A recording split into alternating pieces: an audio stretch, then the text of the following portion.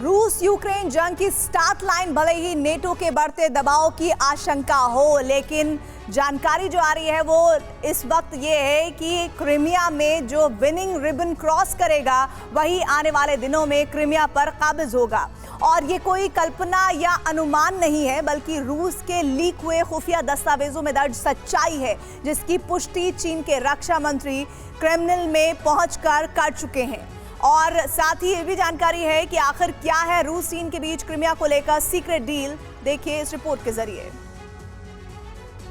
Ukraine रूस की जंग का केंद्र क्रीमिया, नेटो की रणनीति की कामयाबी का वो पहला कदम जिसे रूस भी महसूस कर रहा है। डॉनबास और कीव से रूस का फोकस हटाने के नेटो के प्लान के तहत क्रीमिया पर हमले हुए थे और अब ये जंग इसी क्षेत्र में सीमित करने की कोशिश शुरू हो चुकी है, जिसके तहत क्रीमिया सीमा पर यूक्रेन ने हथियार तैनात कर दिए। नेटो ने भी क्रीमिया के लिए स्पेशल वेपन्स भेजे। क्रीमिया पर हमले का ब्लूप्रिंट भी यूक्रेन को मिल गया। रूस ने भी क्रीमिया पर फोकस्ड रणनीति तैयार की। रक्षा रणनीति के तहत रूस ने सीमा पर खाई बना दी। इसके अलावा रूस ने क्रीमिया में लंबी दूरी के हथियार तैनात कर दिए। लेकिन आपको यह जानकर और ज्यादा हैरानी होगी कि क्रीमिया को टारगेट करने के पीछे नेटो का मकसद कुछ और है। आपने बिल्कुल सही सुना। नेटो का मकसद क्रीमिया पर फोकस करके रूस का ध्यान एक छोटे से हिस्से पर केंद्रित करना नहीं है, बल्कि क्रीमिया के केंद्र पर मजबूत हो रही रूस चीन की दोस्ती को कमजोर करना है। लेकिन सवाल यह है कि आखिर यह होगा कैसे? और क्रीमिया से चीन रूस की दोस्ती का संबंध है क्या? जवाब देखिए।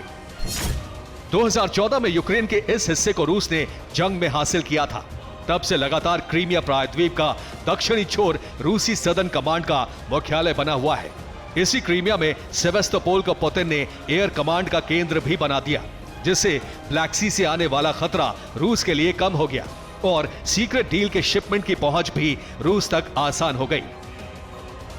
अब आप ये जानकर शायद ना चौंके कि रूस के साथ सीक्रेट डील के क्रीमिया तक पहुंचाने वाले ये शिपमेंट चीन से रवाना होते रहे हैं, जिसके जरिए जंग के दौरान चीन ने हथियारों की डिलीवरी की है। हालांकि अब तक ये सिर्फ अनुमान था, लेकिन अब रूस की विदेशी खुफिया एजेंसी SVR से लीक खुफिया दस्तावेजों ने इस पर मोहर लगा दी है। साथ ही कुछ ऐसे खुलासे भी किए हैं जिसने नेटो के कदम को बिल्कुल सही दिशा में साबित कर दिया। रिपोर्ट के मुताबिक चीन ने खुफिया डील के तहत रूस को हथियार देना तय किया था। रूस को चीन से घातक हथियार क्रीमिया के रास्ते मिलते रहे।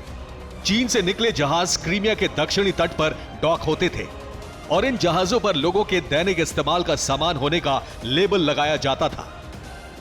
यानी रूस के लिए क्रीमिया एक ऐसा ठिकाना है जो चीन रूस की दोस्ती का सबसे भरोसेमंद केंद्र बन गया। लेकिन इसी रिपोर्ट में हुए कुछ खुलासे ऐसे हैं जो आपको चौंका देंगे। पहला खुलासा यह है कि क्रीमिया में चीन की भी दिलचस्पी है। दूसरा खुलासा यह है कि रूस हथियारों के बदले कॉपर दे रहा है। तीसरा खुलासा यह है कि चीन को क्रीमिया से ही कॉपर मिल रहा है। चौथा और सबसे अहम खुलासा यह है कि रूस ने हथियारों के बदले नेचुरल रिसोर्स की भी डील की है। यानी क्रीमिया को लेकर नेटो की रणनीति सामान्य नहीं थी। क्रीमिया को रणनीति के केंद्र में लाने के लिए नेटो के एजेंट्स ने बड़े पैमाने पर रिसर्च की थी, ताकि यूक्रेन की जंग में चीन और रूस के गठबंधन को डायरेक्ट टारगेट किया जा सके। और गर्मी में क्रीमिया के मोर्चे पर की गई तैयारी इसका प्रमाण है। इसके अलावा चीन रूस के गठबंधन का पर्दाफाश करने के लिए भी यूक्रेन में एक मिशन शुरू कर दिया गया है। यूक्रेन के वॉर जोन में इस वक्त कुछ हथियार विशेषज्ञों की टीम काम कर रही है। ये टीम लगातार इस बात की जानकारी हासिल कर रही है कि रूस की तरफ से किस तरह के हथियार इस्तेमाल हो रहे हैं। यूक्रेनी विशेषज्ञों की टीम हथियारों के मेकर्स का पता लगाने की कोशिश में जुटी हुई है, ताकि चीन की भूमिका साफ हो सके। हालांकि चीन की भूमिका पर किसी को कोई संदेह नहीं है। नेटो और अमेरिका अच्छी तरह से जानते हैं कि यूक्रेन की जंग में चीन सिर्फ रूस को मदद नहीं दे रहा है, बल्कि अमेरिका के खिलाफ अप्रत्यक्ष जंग लड़ रहा है, जिसका प्रमाण मुलाकातों से पहले ही मिल चुका है। और अब खुद चीन के रक्षा मंत्री क्रेमलिन भी पहुंचकर इन प्रमाणों की पुष्टि करेंगे। यही वजह है कि यूक्रेन ने खुलकर क्रीमिया को लेकर बयान देने शुरू कर दिए हैं। कीव ने क्रीमिया को वापस हासिल करने का ऐलान किया। क्रीमिया पर कब्जे के लिए यूक्रेन ने जंग की तैयारी भी कर ली। इसके अलावा यूक्रेन ने क्रीमिया पर नए हथियारों के इस्तेमाल का भी ऐलान किया है। दावा है कि क्रीमिया पर यूक्रेन गैर प्रतिबंधित हथियारों का इस्तेमाल करेगा।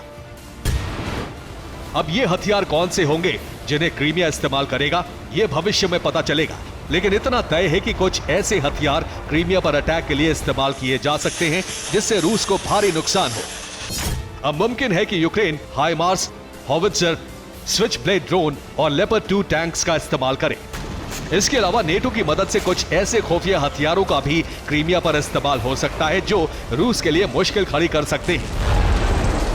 ऐसा इसलिए भी संभव है क्योंकि अमेरिका और नेटो पहले ही क्रीमिया को यूक्रेन का हिस्सा बता चुके हैं। अब मुमकिन है कि चीन और रूस की दोस्ती के केंद्र क्रीमिया में ज़ेलेंस्की नाकेबंदी की रणनीति अपनाए ताकि रूस को क्रीमिया में पूरी ताकत झोंकनी पड़े। हालांकि यूक्रेन की नाकेबंदी वाली रणनीति से परमाणु हमले का खतरा बढ़ सकता है, लेकिन नेटो के क्रीमिया प्लान में अगर कामयाबी चाहिए तो उसका यही एक आसान रास्ता है। अमेरिका के एक पूर्व राजदूत ने इस रणनीति का खुलासा भी किया है, जिसमें कर्च पुल से लेकर दक्षिणी हिस्से तक यूक्रेन लंबी दूरी के हथियारों का इस्तेमाल कर सकता है ताकि क्रीमिया में लड़ने वाली रूसी फोर्स को कोई भी मदद न मिल सके। और जैसे ही रूसी फोर्स कमजोर पड़े, क्रीमिया के उत्तरी सीमा से यूक्रेनी सेना दाखिल होकर अपने हिस्से को वापस हासिल कर ले, जिससे रूस की सैन्य क्षमता न सिर्फ कम होगी बल्कि क्रीमिया में रूस अपना प्रभाव भी खो देगा। Bureau report, TV9 Bharatvarsh.